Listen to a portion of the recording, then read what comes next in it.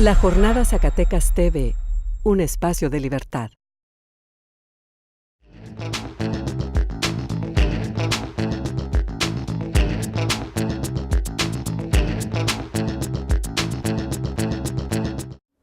Bienvenidos a Sinergia, a nuestro programa número 7, programa de análisis de la política, la sociedad y la cultura de la Jornada Zacatecas.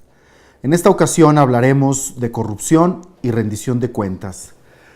Y como todos nuestros programas, lo iniciamos con una cápsula de introducción. Inmediatamente vamos a cápsula y regresamos. Con el escándalo de corrupción de hace días en el que se evidencia a los diputados recibiendo dinero del Ejecutivo Estatal a cambio del voto en el presupuesto, además de los resultados preocupantes que arrojan los estudios de transparencia de los académicos del CIDE, el tema de la corrupción emerge con mucha fuerza.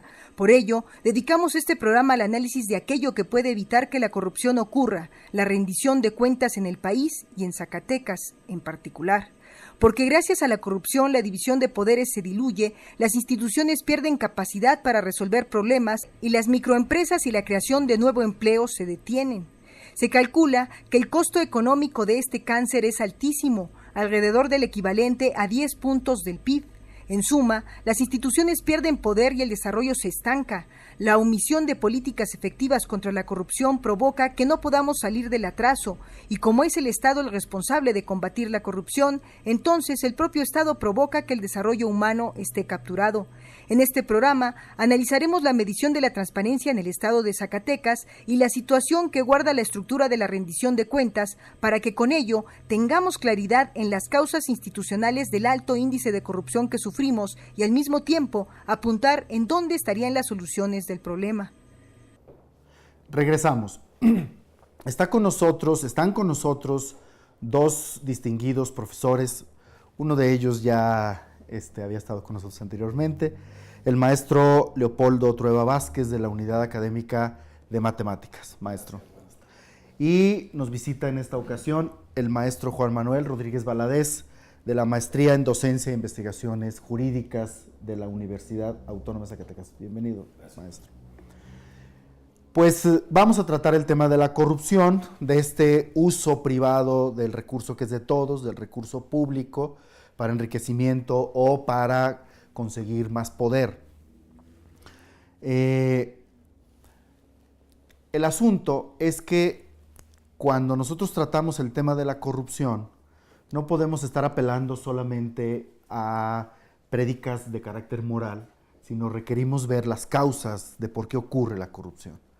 Y creo que aquí hay un gran consenso en todos los comentaristas y teóricos al respecto de que debemos de atender las estructuras institucionales que evitan que la corrupción ocurra. Pero estas estructuras institucionales de pronto tienen problemas. Una muestra de entrada es que nos enteramos de los casos de corrupción por filtraciones a la prensa, pero no por efecto de los dictámenes de estas estructuras institucionales. Eso significa que algo que no funciona ahí, ¿verdad? Para el caso de Zacatecas, vamos a iniciar, maestro Leopoldo, sobre el tema de la medición de la transparencia en Zacatecas. Esto es, si la corrupción ocurre siempre en la oscuridad, ¿no? La manera de evitarla es que todo esté a la luz, ¿no? Que sea transparente. Bueno, ¿qué ocurre en Zacatecas sobre eso? Mire, para poder hablar sobre este tema hay que hacer un marco de referencia. En el año 1997 se eleva a rango constitucional la garantía de acceso a la información.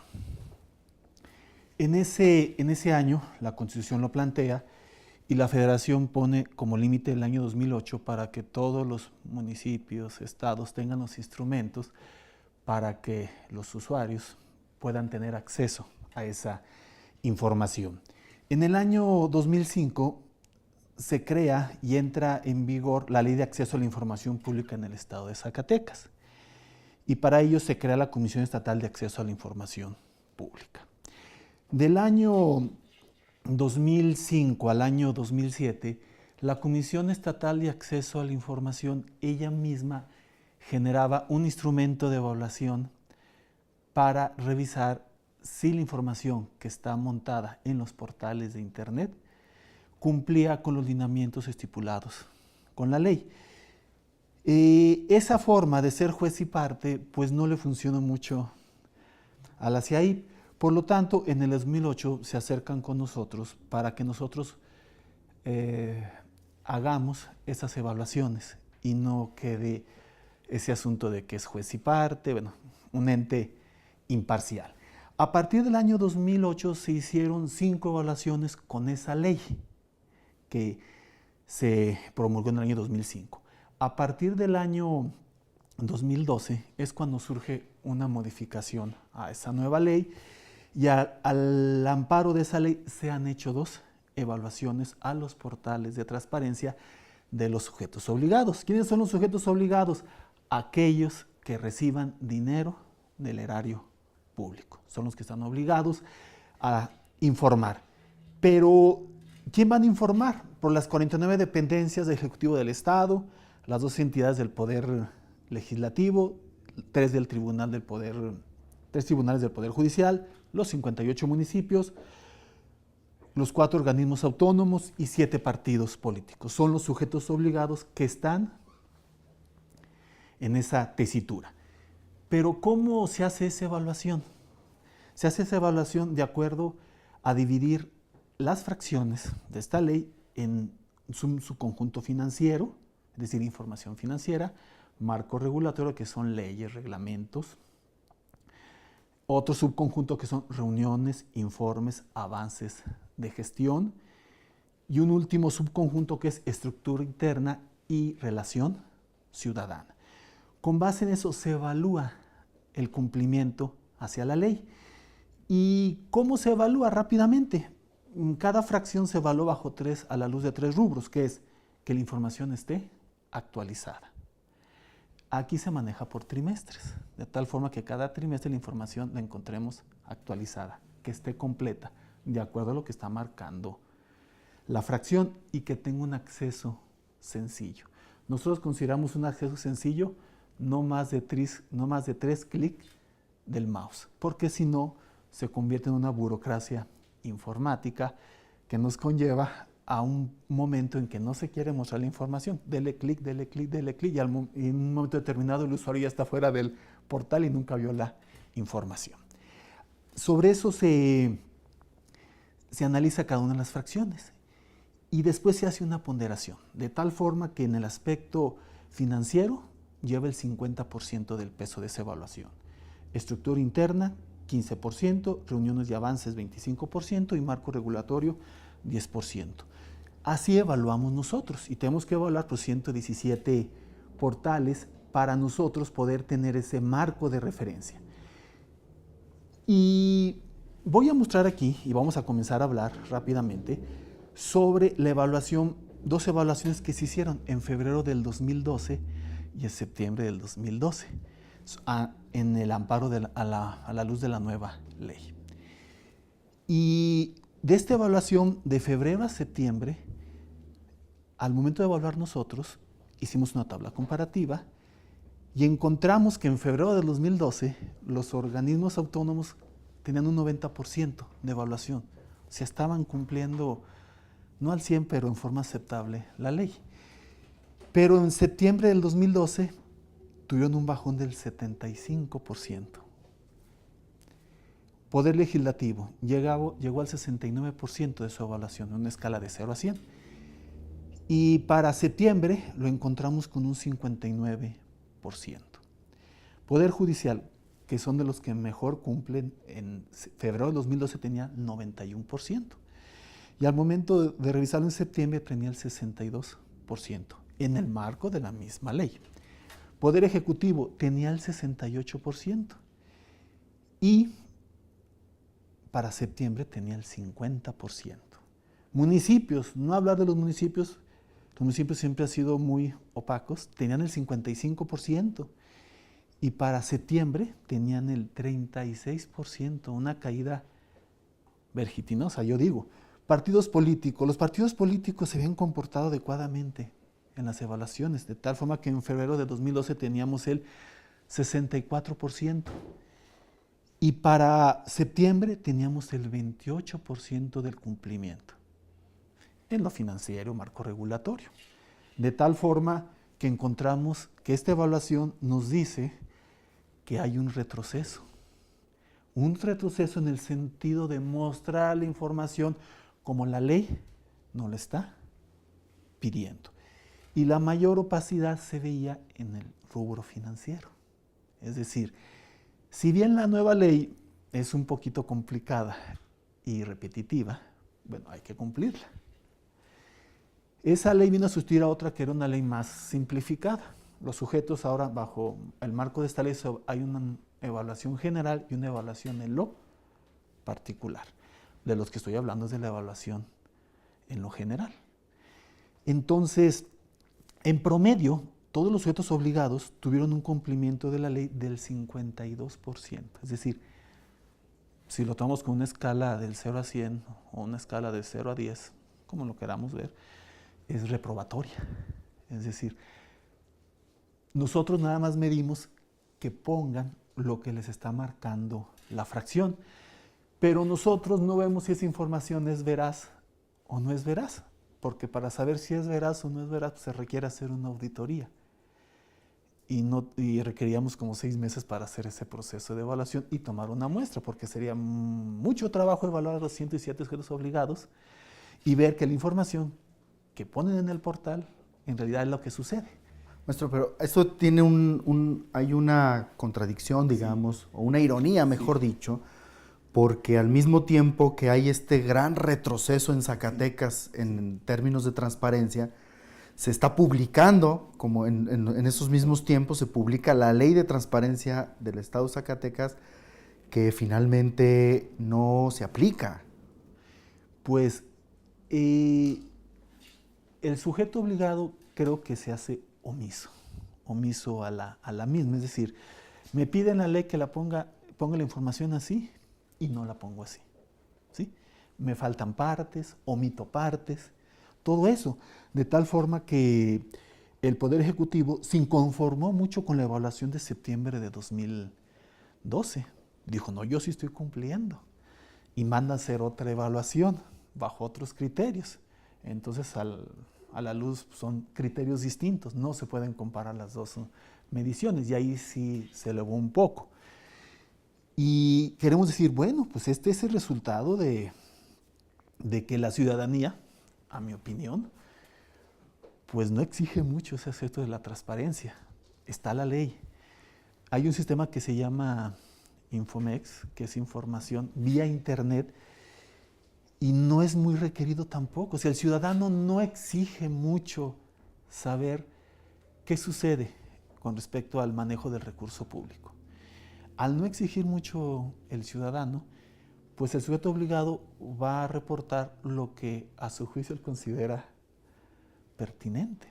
Creo que ese es uno de los factores. Es decir, hay una ciudadanía que no exige información. Y hay una ley que marca cómo debemos hacer la información y hay un sujeto obligado que dice, bueno, la pongo. Que sea verídica o no verídica dependerá de quién se inconforme en ese momento. Es decir, los salarios los publican, pero para saber si son los salarios reales o no, pues hay que hacer un proceso más a fondo. Habrá algún ciudadano que esté inconforme con eso y diga, no estoy de acuerdo con la información que me has presentado. Pero creo que el factor clave aquí es la ciudadanía, para poder hacer que esos elementos, que el sujeto obligado en realidad se sienta obligado a presentar tanto la información como que sea veraz.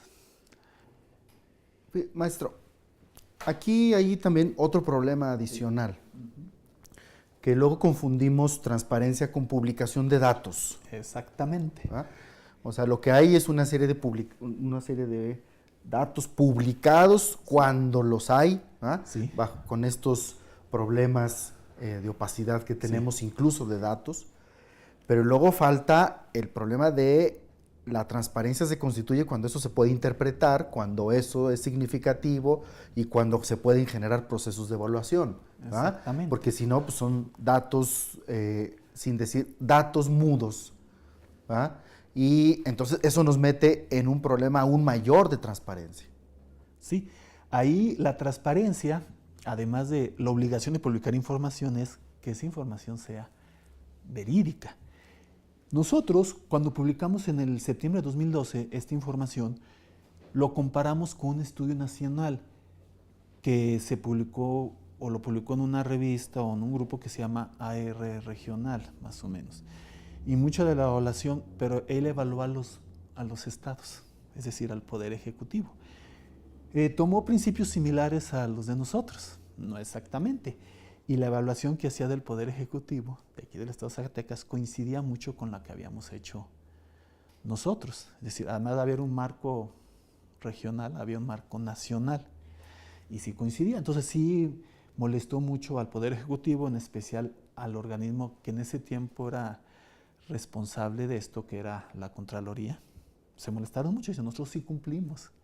Y cumplimos, de tal forma que no entramos nosotros en esa discusión porque era un poco estéril esa discusión, pero sí creemos, yo creo en realidad, que los niveles de cumplimiento eran mayores años atrás, eran mayores, y ha venido disminuyendo una tendencia negativa al cumplimiento. Maestro, para el caso de nuestros escuchas Sí. que quieran acceder a este estudio, Sí. ¿cómo lo pueden conseguir? Este estudio, en teoría, debe estar en línea en la Comisión Estatal de Acceso a la Información Pública. Si no está en línea, pues deben de solicitarlo a la comisión, ¿sí? Anteriormente sí estaban en línea.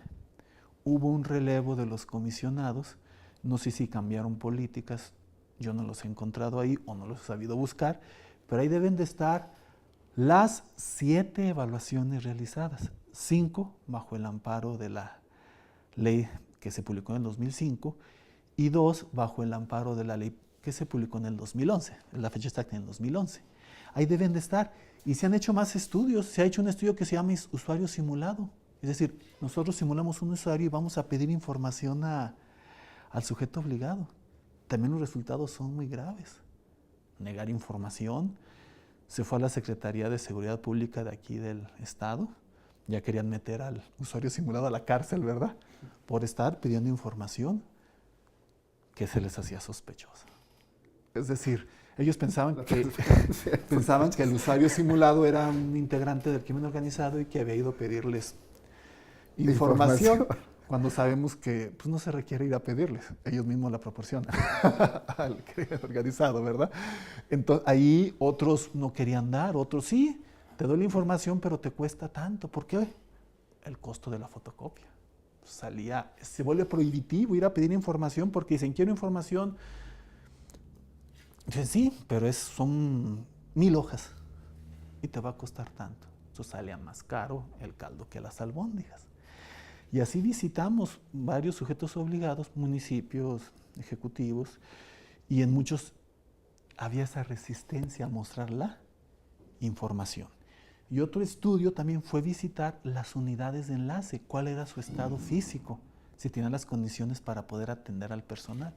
Y también se encontró que del discurso al hecho hay mucho trecho. Es decir, lo que de la forma y el fondo que yo acceso a la información, va, la oficina nos encuentra y si llega a la oficina a veces no está el responsable, es decir, la mayoría de los organismos públicos no han tomado muy en serio la cuestión de las unidades de enlace. Por ejemplo, en la universidad, pueden decir, bueno, usted es maestro universitario y le hace la pala a la universidad en cuanto a la evaluación. Al principio la universidad sí presentaba bien sus resultados, después también sufrió ese descalabro. Deterioro. No comenzó a aprender información. Y algo que a mí se me hace muy contradictorio, por ejemplo, en la universidad, la Contraloría es una oficina más de la universidad. Entonces uno dice, entonces, ¿dónde está la independencia? Sí, eso es un problema que vamos a ver ahorita, el tema de la autonomía de los órganos. Y en muchos municipios, así está, la Contraloría forma parte del organigrama y dice uno, caray, entonces... ¿Dónde está el equilibrio? ¿Dónde está el equilibrio? Porque si eres un empleado más de esa estructura, ¿dónde está tu independencia? Bien, bueno, como estamos viendo, estamos en un estado de oscuridad y la oscuridad, opacidad, es el lugar donde se pueden hacer actos de corrupción. Vamos a nuestro siguiente bloque. Lo invito a nuestra cápsula de introducción del bloque 2 y ahorita regresamos. La estructura de la rendición de cuentas en el país se explica con la siguiente gráfica. Poderes ejecutivo, legislativo y judicial, con sus dependencias, instancias que toman decisiones y ejercen recursos públicos, órganos de vigilancia, contralorías, auditorías y órganos de transparencia, ciudadanos a los que debe darse claridad en el uso de los recursos. Lo importante es observar si entre las dependencias y los órganos de vigilancia se establecen reglas y mecanismos que garanticen una relación de autonomía, imparcialidad y objetividad, o si por el contrario, un poder invade el ámbito de los órganos de vigilancia y con ello, al neutralizar su acción fiscalizadora, permite o hace posible la corrupción. También deberá observarse si de ambos ámbitos circula información relevante a la ciudadanía y cuál es el papel de esta en la rendición de cuentas, y si hay procesos de retroalimentación de la rendición de cuentas y las subsiguientes decisiones, o por el contrario, la voz de los ciudadanos está neutralizada y no tiene relevancia alguna. En México contamos con 3 ámbitos de vigilancia y rendición de cuentas. A. El control interno de fiscalización, que lo componen la Secretaría de la Función Pública y la Secretaría de Hacienda. B. El control externo, la Auditoría Superior de la Federación y del Estado. C. Órganos de transparencia, institutos de acceso a la información federal y estatales. Bien, regresamos. Ya que vimos la estructura en nuestra cápsula de la rendición de cuentas en general en el país, ¿ah?, y que se reproduce en nuestro estado, vemos algunos problemas en esta estructura, o sea que son problemas estructurales, ¿ah?, de la rendición de cuentas, maestro Valadez. Voy a poner algunos ejemplos y usted nos podrá dar su comentario. Primero, una cosa que encontramos es que programas, por ejemplo, los programas fundamentales de la Secretaría de la Función Pública, como el programa de rendición de cuentas y el de mejoría de gestión, dependen estructuralmente de esta secretaría, pero presupuestalmente dependen de las instancias, ¿ah?, de las dependencias a las que vigilan. De tal manera que tenemos un problema de imparcialidad porque reciben su recurso de la instancia que están vigilando, aun cuando estructuralmente son de otra secretaría. Ese es un problema, el problema de la imparcialidad por ese motivo. Otro, vemos la diferencia que hay entre la Secretaría de la Función Pública y Hacienda, que también tiene funciones de fiscalización, ¿verdad?, que ahí hay un problema de dispersión de tareas que puede hacer que las cosas no queden focalizadas y se diluyan. Y otro caso que me parece ya también muy importante es para el caso de estos órganos de vigilancia externa como la Auditoría Superior, es el tema de su autonomía, ¿verdad?, hay un problema de que no son plenamente autónomos, ¿verdad? Como en el caso de Zacatecas, incluso tuvimos un caso en el nombramiento del titular, ¿ah?, del Auditor Superior del Estado, el caso de Raúl Brito, que él, incluso en el momento de ser nombrado, era parte del equipo, era contador de Tello, ¿verdad?, que estaba en la campaña de Senado, de tal manera que algo así como que el que trabajaba para ellos, ¿no?, para quien ejerce el Ejecutivo, lo pusieron de Contralor, ¿verdad? Entonces tenemos un problema gravísimo de autonomía, y si no hay autonomía, no hay vigilancia, no hay objetividad. Mira, Marco, yo creo que el haber incorporado en México el asunto de la posibilidad que tiene el ciudadano para acceder a los manejos que se hacen de los recursos que se recaudan, es un avance importante porque, bueno, la tendencia en el país ha sido tener una alegría de fingir, de, entre comillas, de medio informar, y que inscritos en el sistema neoliberal que está obligando a través de los tratados internacionales a que México incorpore ciertas figuras, es que se ha empezado a hacer este tipo de manifestaciones y de aparentes accesos a la información. Yo digo que sería muy interesante saber cuántos mexicanos tienen computadora. Sería interesante saber en qué forma y de qué manera la ley, si te dice, dígame usted cuánto gana el presidente municipal. Yo te puedo decir que tiene un salario nominal, pero no te van a decir cuál es sus bonos, por ejemplo, sus primas. Sí, no las primas hermanas, no. El recurso anexo que va adscrito a esos fondos. Mira, por citarte un ejemplo y para respetar el anonimato del que era presidente municipal en Zacatecas, el maestro José Manuel Maldonado Romero. Mira, en el 90 y tantos, el presidente municipal de Zacatecas ganaba 14,000 pesos. Estoy hablando del 95, 96. Pero similarmente, el de Puebla ganaba 150,000 pesos y el de Oaxaca otros tantos. No hay comparación y se puede decir, pues mídelo por los ingresos que tiene, mídelo por los recursos que maneja. Bueno, ¿esto a dónde va? Primero va la idea de que nos ha faltado construir ciudadanía. La gente, algunos critican mucho a la ley y dicen, es que la ley no se cumple. No, es que el primero obligado en cumplirla, que es el Estado, sus funcionarios, muchos de ellos no entienden que tienen que ceñirse a realizar tan solo lo que la ley les permite. Y por otro lado, tienes un pueblo que desconoce de la ley y bajo el principio universal en los países occidentales, o donde existan las normas, es de que la ignorancia de la ley a nadie beneficia, sino más bien le perjudica. Pues entonces tendríamos que ver varias cosas. ¿No estará mejor, uno diría, pues que sean autónomos, que se desconcentren, que se les den recursos propios? De cualquier manera, el que paga, manda. Y si no hay una ciudadanía integrada, el concepto de ciudadano, ¿cuál es? Es un ciudadano que participe en las actividades públicas. Desde que se inventó el concepto de sociedad civil y sociedad política, a nosotros los ciudadanos nos quitaron la posibilidad de participar en el quehacer público. ¿Qué tanto le beneficia al ciudadano saber que se gastaron 20 millones de pesos en remozar una oficina gubernamental o que se gastaron otros 20 millones en darle en la torre al jardín de Guadalupe, si el ciudadano no tuvo la oportunidad de decir, no lo hagas, no quiero? ¿Quién conocerá mejor sus necesidades? ¿El gobernante o el ciudadano? Entonces, esta democracia de transparencia es tan solo decirte, te doy la ilusión de que te digo en qué gasto. Métete hasta adentro y escármame, si es que puedes. ¿Por qué si es que puedes? Cuando tú le pediste al órgano, ¿verdad?, al sujeto obligado, dame cuánto gana el presidente municipal y los regidores. Pero dice el ciudadano, dime cuánto ganan de salario. Moraleja, niños, los señores regidores no ganan salario, ganan dieta. Entonces la palabra técnico-jurídica es dieta, y sepa a quién se lo va a pedir.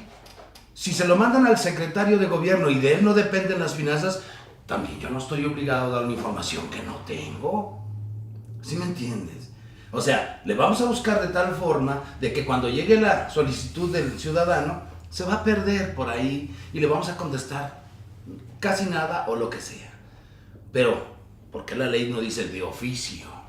A ver, de oficio, el sujeto obligado estará sin excusa ni pretexto a dar toda la información anexa a ese requerimiento. No lo está así. Y luego, aunque en Zacatecas esta nueva ley diga, se acortan los tiempos para la respuesta, pues Marco, usted imagínese en Joaquín Amaro, un municipio donde si usted va al Chicago Ballroom en Estados Unidos, ahí hay más del plateado que en el mismo plateado, donde una elección, le aseguro que son 800 electores o 1,000 electores, allá hay 2,000. O sea, desde esa idea que tiene un presupuesto de 10 millones de pesos anuales, ¿usted cree que tendrá computadora, acceso a la información, cuestiones de internet, expertos en el manejo? Si en Zacatecas, capital y Guadalupe, donde se dice, fíjese bien, si un ciudadano, y espero que, a ver si nos hacen caso, que algún ciudadano pregunte, Ayuntamiento de Zacatecas y Guadalupe, ¿nos podrías dar el fundamento legal de cómo y por qué has nombrado a tus servidores públicos de primer nivel? Con fundamento legal. El artículo 91 de la ley orgánica dice, en todos los municipios mayores de 50,000 habitantes deben de tener de secretario de gobierno a un licenciado en Derecho, dice, preferentemente.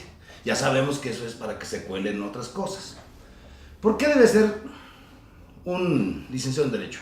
Porque el secretario de gobierno tiene que ser garante de la legalidad, va a dar fe de ella. Es el regidor incómodo, porque aunque no vota, tiene que hablar. Porque además, dice la Constitución, todo servidor público es personalmente responsable de los actos, delitos y omisiones en que incurre en el desempeño de su cargo.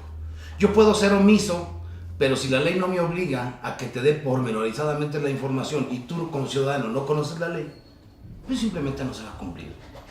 Yo digo finalmente, sería más contundente en una democracia participativa, en la construcción del ciudadano moderno, en el sueño de los juristas tradicionales yo me hablo de la postura de Kelsen, porque hacia allá caminamos, según los abogados, el Estado mundial. Aunque le llamen globalización y modernización, es el Estado mundial. Kelsen lo plantea. Bueno, y ahora, en ese Estado mundial, mire, ya tenemos juicios orales, ya tenemos acceso a la información, ya estamos en un mundo que nos da todos los datos. Métete al banco de datos, a San Google, y él te da todos los datos, aunque sea gol. Fíjense que ahí es un asunto creo que importante que tendríamos que ver, maestros, es que no dependamos de la voluntad de las personas o de los funcionarios para estos procesos de transparencia y de evaluación, ¿verdad? Y de rendición de cuentas y hacer juicios sobre el manejo de los recursos públicos. De lo que está en la norma debemos de revisar las capacidades de esos órganos, ¿verdad? Porque podemos nosotros tener por mandato de norma una serie de exigencias, pero no están las capacidades, por tanto eso no ocurre. Y no hay capacidades, ¿en qué sentido? De que no tenemos recursos, no hay organización, no hay instrumentos para hacerlo, ¿verdad? Entonces tenemos normas, pero no tenemos capacidades, de tal manera que nuestro derecho a la información no ocurre, ¿verdad? Mira, Marco, yo creo que cada administración pública, municipal, estatal o federal, evidencia cómo entiende su relación con sus gobernados. Basta y sobra darle una revisión a esas unidades de enlace. Fíjate qué curioso, unidades de enlace. Zacatecas, que están buenos los discursos federalistas, es extraordinariamente centralizador en su legislación. ¿O dónde? Esas unidades de enlace, ¿cuál peso tienen al interior del municipio? Perdón, ¿a quién pertenecen? ¿Al municipio o a la comisión? Al municipio. Ah, bueno, entonces le vamos a poner una maquinita ahí donde el tesorero le meta nada más la nómina y de una información por ahí rabona que no vas a llegar a la esencia de las cosas. Oye, ahí están las licitaciones públicas. Oye, ahí se dicen cuáles son los criterios de cómo analizo, cotizo, doy mis parámetros para las construcciones. No. Y luego, si tú analizas el reglamento de construcciones en el estado de Zacatecas, que debe ser municipal, no es estatal. Y si tú analizas las facultades para proteger el patrimonio intangible de los zacatecanos, debe ser una cuestión municipal. No, se la otorgaron en aquel tiempo al trabajo que había hecho el señor Sescos y que hoy está y sigue estando en manos estatales. Bueno, ¿y los municipios? ¿Alguien dijo algo porque destrozaron una plaza pública? ¿Alguien dijo algo porque convirtieron la plaza de toros más antigua de América Latina o la segunda más antigua en hotel? ¿Alguien dijo algo? Y si lo dijimos, ¿quién nos hizo caso? Claro, tenemos una sociedad civil débil, poco autónoma también. Gran parte de las organizaciones de la sociedad civil tienen enlace, ¿no?, con la clase política. Eso los hace poco autónomos y eso nos debilita justamente como sociedad, de tal manera que incluso los programas de control interno o las instancias de control interno, de fiscalización, de control externo, y los órganos de transparencia con estos problemas de parcialidad, problemas de autonomía, de que no son autónomos, por tanto, si no son autónomos, no van a tomar las decisiones correctas, ¿no? No van a hacer juicios objetivos. Y además, todo este problema de las capacidades, ¿verdad? Esto es de que sean órganos que realmente tengan la capacidad de hacer eso que la ley dice que tienen que hacer, ¿no? Porque yo puedo reformar la ley, pero nunca fortalezco a quien ejecuta la ley, ¿verdad? Ese es un problema que tenemos. Mira, el día que un ciudadano pueda demandar a cualquier servidor público, si usted, señor presidente municipal, dijo que iba a plantar 100 árboles y nada más lleva 2, explíqueme por qué. Y nada más, no solamente explique, te demando o que cumplas o que te sancionen. No, los planes de desarrollo, ¿para qué son? Para orientar las acciones, la estrella polar de una administración. Oye, se cumplen. ¿Verdad que sí se pueden medir? La matemática no miente. Se puede medir. ¿Dónde está el Tribunal de Cuentas?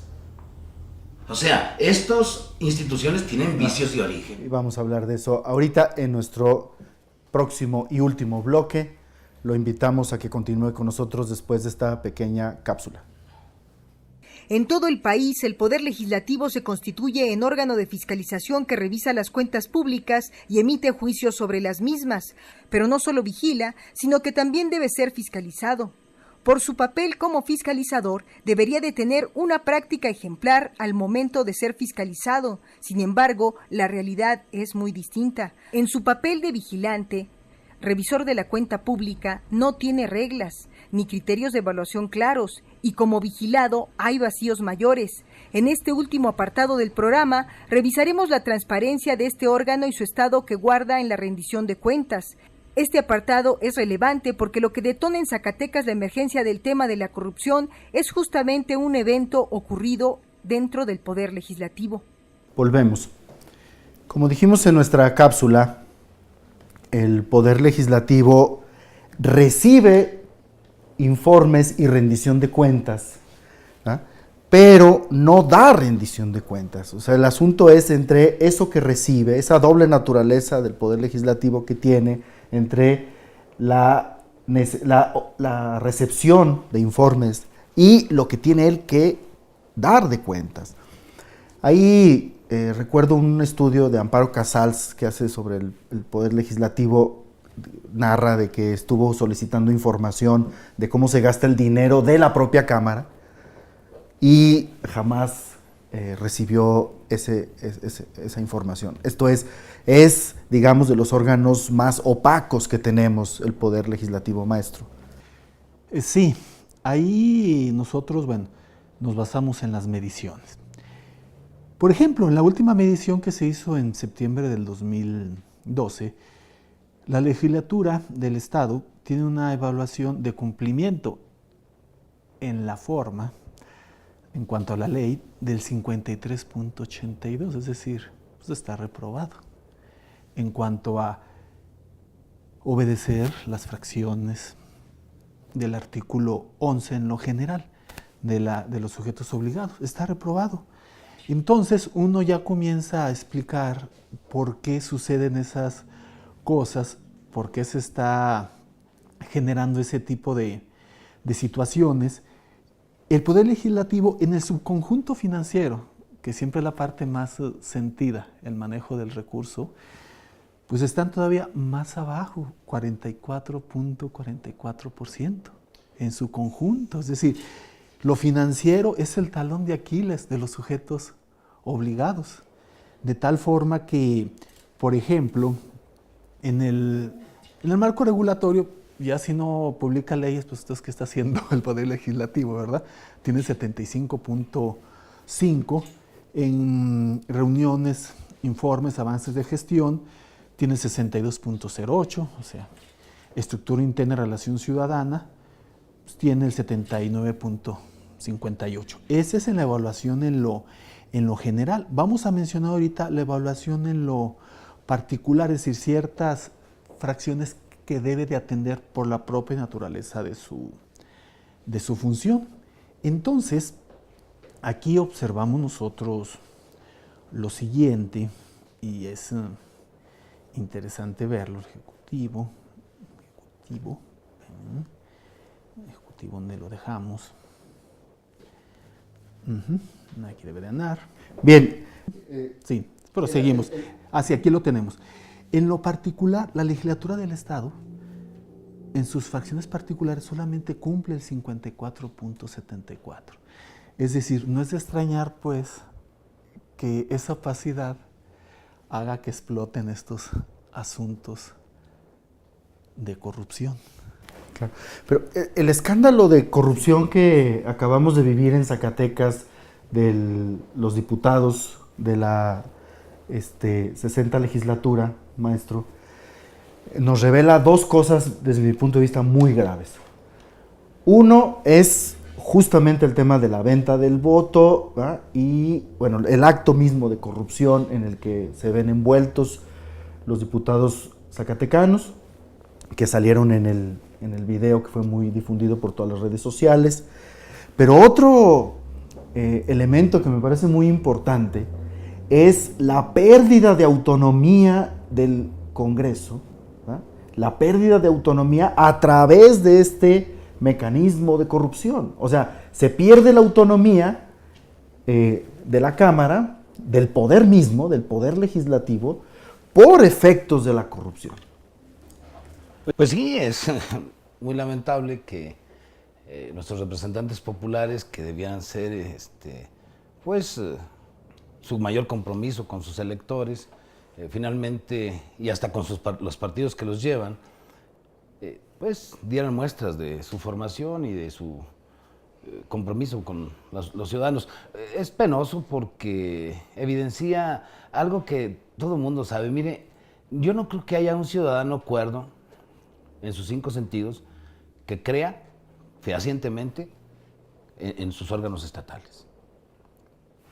O sea, una persona pensante siempre pone en tela de duda muchas cosas que ve desde lejos, porque en la medida en que está el divorcio entre ciudadano y gobernante, tan solo ve y opina de lo que, cómo le tratan, cómo le atienden, qué servicios le llevan y qué no. Esa subcultura de que Dios mío no me des, nomás ponme donde hay, sigue campeando. A ver, mire, si usted ve constitucionalmente, en 1857 hay preeminencia del Poder Legislativo sobre el Ejecutivo. Tan es así que mientras Juárez vivió, no se restauró el Senado, que se inaugura en 1824. Hasta 2 años después de la muerte de Juárez, se restauró el Senado. Y luego, llegamos al 17 y bajo la idea, pasando por el porfiriato, de que se necesitaba una mano fuerte, un hombre decidido, el guía, el gurú, pues hoy es el bonito, hoy es el amable, el agradable, el de ojo verde, cuero lisito, ¿verdad? El que, bueno, accede a los cargos públicos donde ya no hay requisitos ni de militancia, ni de ser gestor social, ni de ser una persona connotada por su trayectoria, no. Para eso están los medios, para crear figuras artificiales. Pues, ¿qué podemos esperar? A ver, ¿qué es lo que sienta más el ciudadano? ¿Una campaña para diputado o para presidente municipal? Pues su presidente municipal, ese da láminas, da despensa. Y el diputado, pues, te va a dar sobar y te va a sonreír solo en campaña, ya después no te hacen caso. ¿Verdad? Porque son varios los que, cuando te están para nombrarte, ya cuando andas en campaña, ya cuando te sientes. Entonces, yo insisto, ¿qué se necesita? Necesitamos no solo que se dé la independencia, el equilibrio de poderes. Cuando uno en materia constitucional dice, los poderes del Estado, el Estado es uno, que fracciona, como un principio histórico, sus actividades para evitar el abuso de poder. Esa es la teoría. En la práctica es cómo los ciudadanos, cómo los gobernantes ejercen sus atribuciones. Y lo que nos dice la realidad es que son unos señores que dicen que nos representan, pero que rara vez tú los ves intermediando y generando contigo compromisos sociales, no personales, de que pues ahí va mi voto, pero déjeme tacuar leche, o ahí le va mi voto, o déjeme tal silla, ¿no? Esa es la verdad. Entonces, si no hay un tribunal de cuentas, fíjate bien, en este país los tribunales fiscales, los tribunales laborales no están en el Poder Judicial, están en el Poder Ejecutivo, y eso significa centralización, eso es presidencialismo, el que se vive. Hubo una propuesta de Tribunal de Cuentas. Sí. En el 2010. Sí, pero nada más era para correr al de Nieves. Pero hubo un debate en la Cámara de Diputados, ¿no? Donde argumentaban los diputados que se opusieron a la iniciativa del Tribunal de Cuentas de que era inconstitucional, y finalmente eso está congelado. No, sí, ya existió en México eso. ¿No? Eso está congelado. Para Zacatecas había una propuesta de un Tribunal de Cuentas, se discutió, se metió a la congeladora y ahí está. A ver, Marco, yo estoy de acuerdo en esto. No seas juez ni parte. Pero entonces, si le quitas al Poder Legislativo que pueda fiscalizar, ahí es donde sienten ellos que se pierden su capacidad de representación. Entonces dice, ¿cómo? ¿Quién va a hacer la fiscalización de las cuentas? ¿Alguien ajeno a nosotros? El asunto es que hay que ver en qué año van ahorita de revisión de cuentas. Aunque hacen esfuerzos muy significativos, lo cierto es que, bueno, en el hálito popular todo el mundo sabía quién podía aprobarte la cuenta, ¿verdad? Te doy una iguala, te doy, no sé, nos arreglamos en lo oscurito. Bueno, ¿y el ciudadano? ¿No podrá haber Contraloría Social? Nos escandalizamos con lo que ganan nuestros diputados o nuestros senadores y vemos en Estados Unidos 30 años estuvo uno de los Kennedy como senador. Imagínate discutiendo al señor Kennedy con el senador que tú quieras de México. Él llevaba 30 y tú 6. No me arreglo contigo, me espero al que sigue. Maestro, otro problema que tenemos sobre rendición de cuentas es el tema de la impunidad. De que en nuestra estructura institucional no solamente hay ausencia de regulación, sino de sanciones claras. En el caso del escándalo de corrupción que acabamos de vivir, ¿qué posibilidades hay de sanciones para estos diputados que incurrieron en actos graves de corrupción? Pues primero se les puede hacer juicio político. Nada más que el gran problema en nuestro país es que el juicio político no está radicado en el Poder Judicial. Es un procedimiento que se hace ante ellos mismos. ¿Usted cree que ellos mismos se van a juzgar, señor? Es el problema de la autorreferencialidad del poder. Yo lo dudo mucho. Pasará como una vergüencilla más y en unos 15 o 20 días la gente se va a olvidar. Sí, el poder legislativo es un poder autorreferencial en muchos sentidos. Para empezar, se autoasigna su propio presupuesto, ¿ah?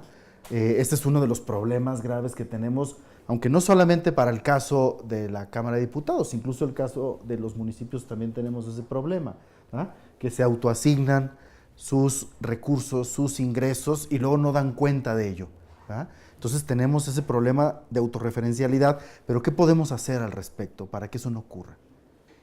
Esto creo que es un círculo vicioso, es decir, se tocó una parte muy importante, que es cuál es el nivel de dependencia e independencia. Hay un punto neural que es todos reciben el recurso de una llave que se abre y todos llegan a esos puestos buscando una continuidad política y por lo tanto no es conveniente pelearse con los actores políticos que me puedan propiciar o seguir propiciando un camino político para que yo cumpla mis aspiraciones. Aquí el problema está en que si bien la legislatura y la Auditoría Superior del Estado son organismos autónomos, lo son solamente en el papel. Y ya se mencionó que sus titulares pues tienen una relación partidista importante. Aquí es un asunto, y vuelvo otra vez al origen, si la ciudadanía no es un elemento o ente activo en este juego, las cosas van a seguir igual. O sea, yo puedo tener N institutos que entre comillas son independientes, pero si la ciudadanía no se informa, no entra en esa acción, pues todo va a seguir siendo la gran simulación. Digo que hago, digo que informo, pero la ciudadanía no exige, bueno, pues está bien, me lo dijo. La ciudadanía a veces creo que está más preocupada por su asunto de la supervivencia en el diario que en exigir cómo cambiar esas estructuras, ese entorno para que mi supervivencia o mi vida diaria sea más agradable, más cómoda, sin tantos saltos. Este es un círculo vicioso y el que lo puede romper es la ciudadanía. Bien. Pues con esto estamos concluyendo nuestro programa. Voy a ofrecer cuatro conclusiones y ustedes se despiden en el programa con un comentario final. ¿De acuerdo? Primero, el asunto es que en la estructura de rendición de cuentas tenemos una estructura con muchas deficiencias de autonomía, de imparcialidad, sin mecanismos para rendir realmente cuentas. Tenemos de manera muy especial un legislativo autorreferente y opaco, sin autonomía también, una sociedad civil poco activa y además en Zacatecas de manera especial con una caída sensible en todos los índices de transparencia. Concluimos. Marco, creo en principio que una labor que creo que estás haciendo es generar conciencia, formar ciudadanos. Formar ciudadanos significa hombres y mujeres que conozcan sus derechos y participen en el quehacer público. Significa que entendamos que el gobierno nos informe qué hace, no significa que nos esté invitando a que decidamos ahí lo que debemos hacer y estar juntos en la conducción y en la toma de decisiones fundamentales. Significa analizar nuestras instituciones públicas y significa exigir cada día que se perfeccione y se practique más el respeto a las actividades de cada una de las labores que le competen a los órganos. Mientras esto no suceda, mientras no demandemos y podamos hacer que una autoridad cumpla lo que dice desde campaña, mientras a los señores legisladores no se les pueda poner, y yo creo que sí, una medición de la rendición de su desempeño, seguiremos siendo en la idea de que gobiernos eficaces, de que rinden cuentas, eficientes, seguirá siendo un sueño y una quimera para nuestro pueblo. Maestro. En este asunto, la medición de indicadores sobre desempeños gubernamentales, ya sea a nivel federal, estatal o municipal, se ha vuelto una imperiosa necesidad.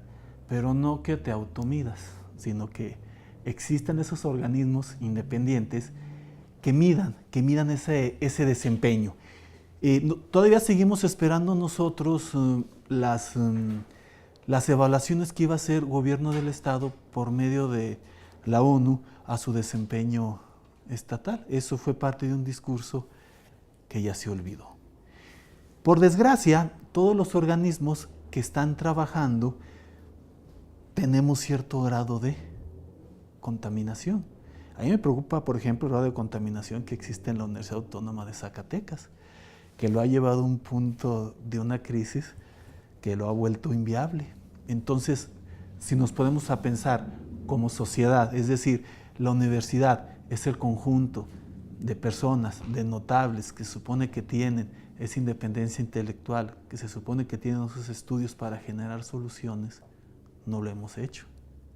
Y si nos vamos a otros estadios de la sociedad, con menos preparación, dice uno, ¿a dónde va a ir todo esto? Yo digo, las estructuras están dadas. Lo que necesitamos es eso, como ciudadanos, ponernos de pie y decir, hasta aquí llegamos y queremos que los organismos que nos están rodeando cumplan con su función. Auditoría, legislativo, cada uno de los poderes que nos lleve a esos estadios, es decir, a que la sociedad sea un elemento activo en el proceso de democracia. Ahorita solamente es un elemento pasivo, que solamente se activa y de manera muy parcial y muy subjetiva en los procesos de la elección. Fuera de eso, la ciudadanía no existe, no cuenta. Bien, con este escenario escéptico le ofrecemos este análisis. ¿Usted qué piensa? Hasta luego.